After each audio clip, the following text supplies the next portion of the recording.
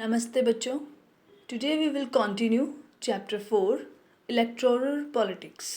इसका third part बेटा आज हम करने जा रहे हैं और इसमें हम डिस्कस करेंगे रिजर्व कॉन्स्टिट्यूंसीज यानी कि आरक्षित क्षेत्र कौन से हैं। आरक्षित क्षेत्र जो हम पहले से ही इसमें कॉन्टिन्यूली पढ़ रहे हैं, इलेक्शन सिस्टम को हम पढ़ रहे हैं कि जो चुनाव होते हैं, चुनाव की जो प्रक्रिया होती है वो भारत में कैसी होती है। तो उसी को आगे हम कंटिन्यू पढ़ते हुए इस टॉपिक पर आए हैं आरक्षण, कि आरक्षण क्षेत्र जो है वो क्यों रखे गए हैं। इलेक्शन में, चुनावों में रिजर्व सीट रखने का मतलब क्या था, क्यों ज़रूरी थी ये चीज़ें। तो ये आज का हमारा टॉपिक रहेगा। So let's start today's topic. Our constitution entitles every citizen to elect her his representative and to be elected as a representative. The constitution makers, however, were worried that in an open electoral competition, certain weaker section may not stand a good chance to get elected to the Lok Sabha and the state legislative assemblies. तो हमारे जो संविधान निर्माता थे वो भी इस चीज़ को जानते थे कि एक खुला चुनावी प्रतियोगिता जो होगी, यानी कि इलेक्शन कंपटीशन जो होगा, उसमें ऐसा भी हो सकता है कि कुछ जो वीकर सेक्शंस हैं, यानी कि देखो हमारे संविधान में सबको राइट्स दिए गए हैं, सबको अधिकार दिए गए हैं कि वो अपनी मर्जी से एज अ कैंडिडेट जो है इलेक्शन में, चुनाव में पार्टिसिपेट कर सकते हैं। ठीक है, 18 साल से ऊपर। और उसके लिए कैंडिडेट के लिए कुछ क्वालिफिकेशंस भी रखी गई हैं। क्वालिफिकेशन के अकॉर्डिंग कोई भी जो है वो एज अ कैंडिडेट और एज अ वोटर पार्टिसिपेट कर सकता है। He may not have the required resources, education and content to contest and win election against other. Those who are influentially and resourceful may prevent them from winning election.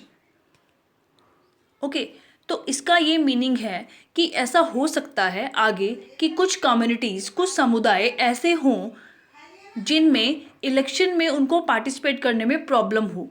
ठीक है, क्योंकि कम या गरीब होने की वजह से, या फिर कुछ कास्ट डिस्क्रिमिनेशन हमारे देश में ऐसी थी, जातिगत भेदभाव बहुत ज़्यादा किया जाता था। तो नीची जो जातियां जिनको समझा जाता था, ठीक है, हमारे देश की संस्कृति के अकॉर्डिंग, हमारे देश का कल्चर हम कह सकते हैं कि कुछ ऐसा था कि कुछ कास्ट को जो है वो ऊंची जातियां कहा जाता था और कुछ जातियों को जो है नीची जातियां कहा जाता था, दलित वर्ग भी जिन्हें कहा जाता था। ठीक है, तो ऐसे ऐसे सेक्शंस को, पॉपुलेशन के ऐसे पुअर सेक्शन को जो है वो कॉन्स्टिट्यूशन में इक्वल राइट्स दिए गए ताकि वो भी इस कंपटीशन में, यानी कि चुनावों में, क्योंकि देखो हमने लोकतांत्रिक चुनावों को अपनाया है, तो इसमें अगर हमारी सभी लोग, सभी कम्युनिटीज़ के लोग अगर पार्टिसिपेट नहीं करेंगे तो हम इसको डेमोक्रेटिक इलेक्शन नहीं कह सकते। ठीक है, दैट्स वाई इन चुनावों को लोकतांत्रिक बनाने के लिए कुछ कास्ट के लिए जो है रिजर्वेशन रखा गया। ठीक है, ताकि ये जो दलित वर्ग जिनको हम कहते हैं, जो डिप्रेस्ड कास्ट हैं, जो दबी कुचली जातियां हैं, जिनको कभी मौका ही नहीं दिया गया ऊपर उठने का, तो इनको, ताकि ये भी अपना इलेक्शन में जो है पार्टिसिपेट कर सके, इनको इसके लिए कुछ जो है रिजर्वेशन दिए गए। So the makers of our constitution thought of a special system of reserved constituencies for the weaker section. Some constituencies are reserved for people who belong to the scheduled caste, ठीक है, जिनको हम अनुसूचित जाति भी कहते हैं, एंड शेड्यूल्ड ट्राइब, अनुसूचित जनजाति कहते हैं। ठीक है, तो ये सारी कास्ट, अब इनमें जो SC और ST हैं, इन शॉर्ट, ठीक है, हिंदी में हम इसे कहेंगे अनुसूचित जाति, अनुसूचित जनजाति, तो इनके लिए कुछ रिजर्वेशन, कुछ आरक्षण रखा गया, कुछ सीटों को इनके लिए रिजर्व कर दिया गया कि इन सीटों पर जो चुनाव है वो सिर्फ इसी कास्ट के, इसी जाति के लोग लड़ सकते हैं। ठीक है, और एज अ वोटर तो सबको इक्वल राइट मिले ही मिले हैं, यानी कि वोटिंग का राइट तो सबको इक्वल मिला है। 18 ईयर्स अबव जितने भी हमारी पॉपुलेशन के लोग हैं, हमारे भारतवासी हैं, भारत में रहने वाले नागरिक हैं, सबको जो है वोट डालने का अधिकार मिला हुआ है।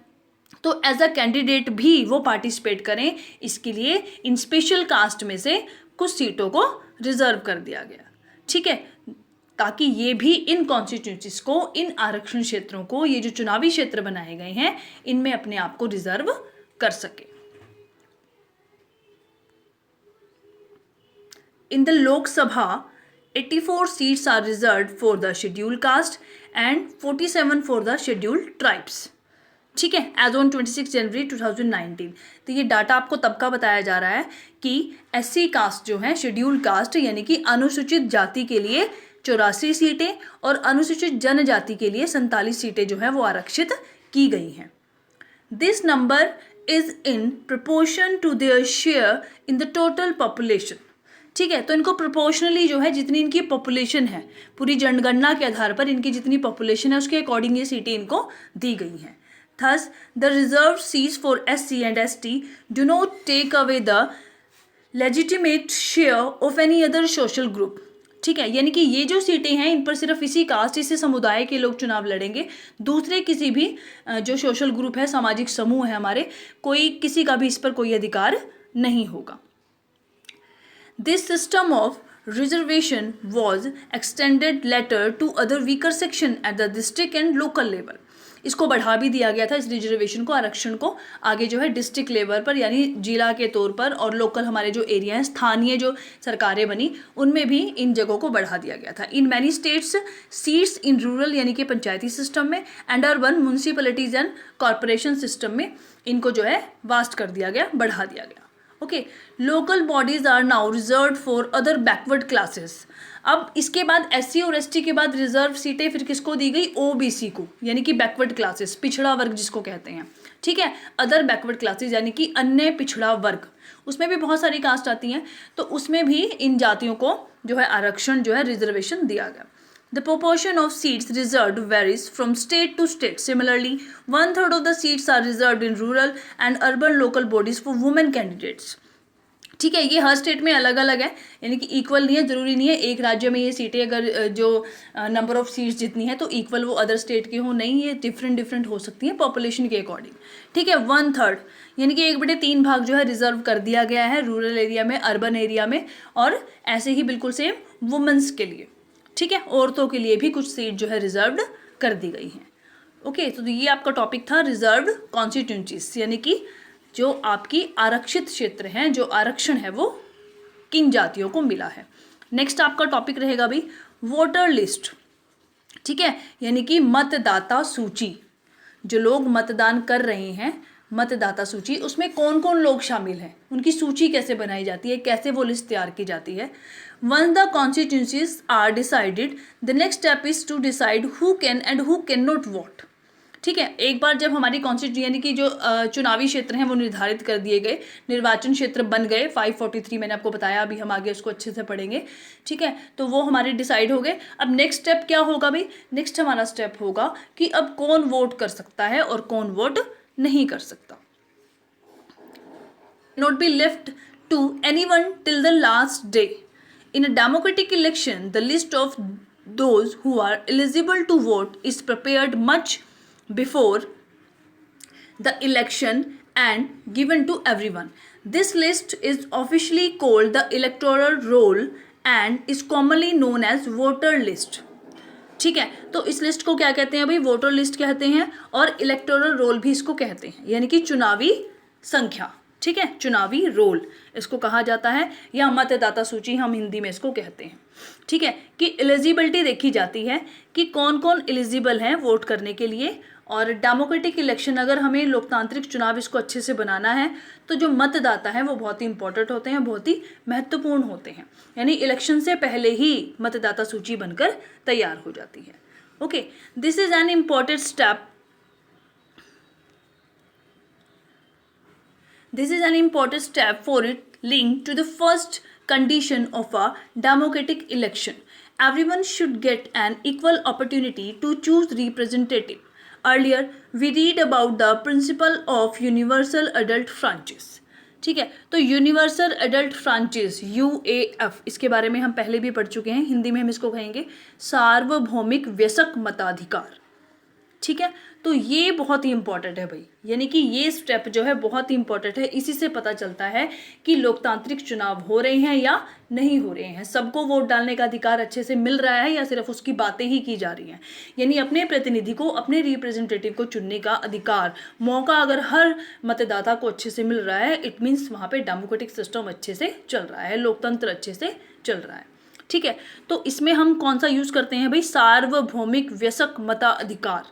इट मीन्स कोई भी डिस्क्रिमिनेशन नहीं किया जाएगा, कोई भी भेदभाव नहीं किया जाएगा किसी भी तरह का। हर किसी को, जो 18 साल से ऊपर हमारे देश में लोग हैं, सबको ही, चाहे वो किसी भी जाति के हों, किसी भी लिंग के हों, किसी भी रंग के हों, किसी भी समुदाय के हों, उनको वोट डालने का अधिकार मिलता है। Okay, it means that everyone should have one vote and each vote should have equal value. No one should be denied to right to vote without a good reason. Okay अगर कोई एक अच्छा सा कारण नहीं है, यानी कोई क्रिमिनल रिकॉर्ड नहीं है, कोई अच्छा जो मतलब एक जो कारण चाहिए कि वो एक गुनाहगार नहीं है, उसको वो जेल में बंद नहीं है, या उसको ऐसी कोई सज़ा, कोई सीरियसली उसको कोई ऐसी जो है क्रिटिसाइज उसका नहीं हुआ है, तो उसको वोट डालने से नहीं रोक सकते। एक अच्छा रीज़न चाहिए कि क्यों वो वोट नहीं कर सकता, अदरवाइज सबको वोट करने का राइट मिला हुआ है। ठीक है, different citizen differ from one another in many ways. Some are rich, some are poor, some are highly educated, some are not so educated or not educated to all. ठीक है, तो बहुत सारी चीज़ों में हम एक दूसरे से डिफरेंट होते हैं, बट ये चीज़ें कुछ भी मायने नहीं रखती हैं हमें एज अ वोटर वोट करने से। ठीक है, some kind, others are not so kind. ठीक है, but all of them are human being with their own need and views. That is why all of them deserve to have an equal say in decision that affect them. ठीक है, तो यानी सब अलग अलग हैं भाई, सबकी वैल्यूज़ अलग अलग हैं, सबके फीचर्स अलग अलग हैं। कोई अमीर है, कोई गरीब है, कोई पढ़ा लिखा है, कोई अनपढ़ है, कोई दयालु है, कोई नहीं है। ठीक है, बट ये चीज़ें ये कोई वैल्यू नहीं करती हैं, डिस्क्रिमिनेशन का कोई बेस ये नहीं है। In our country all the citizen age 18 years and above can vote in an election. ठीक है, तो हमारे देश में सबको, किसी भी कास्ट का है, किसी भी जेंडर का है, किसी भी रिलीजन का है, उनको वोट करने का अधिकार मिला हुआ है। Some criminals and person with unsound mind. ठीक है, अब आपको बताया जा रहा है कि एलिजिबल कौन नहीं है। ठीक है, कौन है लोग हैं जो एलिजिबल नहीं है वोटिंग के लिए, तो ऐसे कौन से लोग हैं भाई, be denied a right to vote, यानी कि जो क्रिमिनल्स हैं, सीरियसली जिन्होंने बहुत सारे ऑफेंस, जिन्होंने बहुत सारे गुनाह कर रखे हैं, बहुत उन्हें सज़ा मिली हुई है। ठीक है, और जो मेंटली जो डिस्टर्ब हैं, ठीक है, तो उनको वोट करने का राइट नहीं मिलता, but only in rare situation. लेकिन उसके लिए भी सिचुएशन जो है, हर किसी सिचुएशन में ऐसा नहीं होता है कि जो छोटी मोटी सज़ा पाने वाले लोग हैं, छोटे मोटे जो गुनाहगार हैं, या थोड़ी सी जिनको कोई हेल्थ की प्रॉब्लम है, उनको नहीं रोका जा सकता। कुछ ऐसी कंडीशंस होती हैं कि इनको वोटिंग करने से रोका जा सकता है, अदरवाइज नहीं। It is the responsibility of the government to do get the name of all eligible voter on the voter list. अब ये किसकी जिम्मेदारी है भाई, ये सरकार की जिम्मेदारी है, गवर्नमेंट की ये सारी जो है रिस्पॉन्सिबिलिटी है कि जितने भी एलिजिबल हैं वोटिंग के लिए लोग, उन सब का लिस्ट में नाम हो। ठीक है, तो मतदाता सूची वो तैयार करें। इससे पहले देखो मैप आपके यहाँ पे दिखाया गया है, ये है भाई जो चुनावी क्षेत्र हैं, निर्वाचन क्षेत्र हैं, उनको कैसे डिवाइड किया गया है, उसके लिए आप इस मैपिंग को बहुत अच्छे से देख सकते हो। ठीक है, फर्स्टली लोकसभा कॉन्स्टिट्यूंसीज टोटल कितनी है भाई, चुनावी क्षेत्र 543 हैं। ठीक है, जनरल, अब यहाँ पे रिजर्व सीट भी आपको दिखाई गई है। जनरल जिसमें सारी कास्ट आती हैं 412, रिजर्व सीट जो एससी को मिली है 84, एसटी को मिली है 47। ठीक है, कलर देखो आपको दिखाया, यहाँ पे कलर के थ्रू भी आपको यहाँ पे दिखाया गया है कि कौन सी कम्युनिटी को, कौन सी कास्ट को कितनी कितनी सीट्स जो है मिली हुई हैं। उसके बाद स्टेट कॉन्स्टिट्यूंसी में आप यहाँ पे स्टेट वाइज सारी सीटों को देख सकते हैं कि लोकसभा में सीटें कितनी हैं। आप अपनी स्टेट की भी देख सकते हो, हरियाणा की मैंने आपको बताया था कि 10 है। ठीक है, ऐसे ही सारी स्टेट की यहाँ पर दी हुई हैं। सबसे ज़्यादा देखो, एक तो बिहार की हैं 40, ठीक है, 48 महाराष्ट्र की, तो हाईली जो यानी कि सबसे ज़्यादा है। ठीक है, महाराष्ट्र, बिहार, और उससे भी ज़्यादा उत्तर प्रदेश 80। तो नंबर 1 पे कौन आता है भाई, Uttar Pradesh according to population. Okay, यहाँ पे यूनियन टेरिटरीज भी आपको दिखाई गई हैं, मेंबर ऑफ लोकसभा कि कितने कितने मेंबर यहाँ से जो है लोकसभा के लिए चुनकर जाते हैं। ओके, तो आज के लिए बेटा इतना ही वोटर लिस्ट तक। नेक्स्ट हमारा टॉपिक जो रहेगा नॉमिनेशन ऑफ कैंडिडेट, कि अब एज अ कैंडिडेट जब हमको अपना नॉमिनेशन करवाना है तो उसके लिए प्रोसेस जो है वो क्या होगा।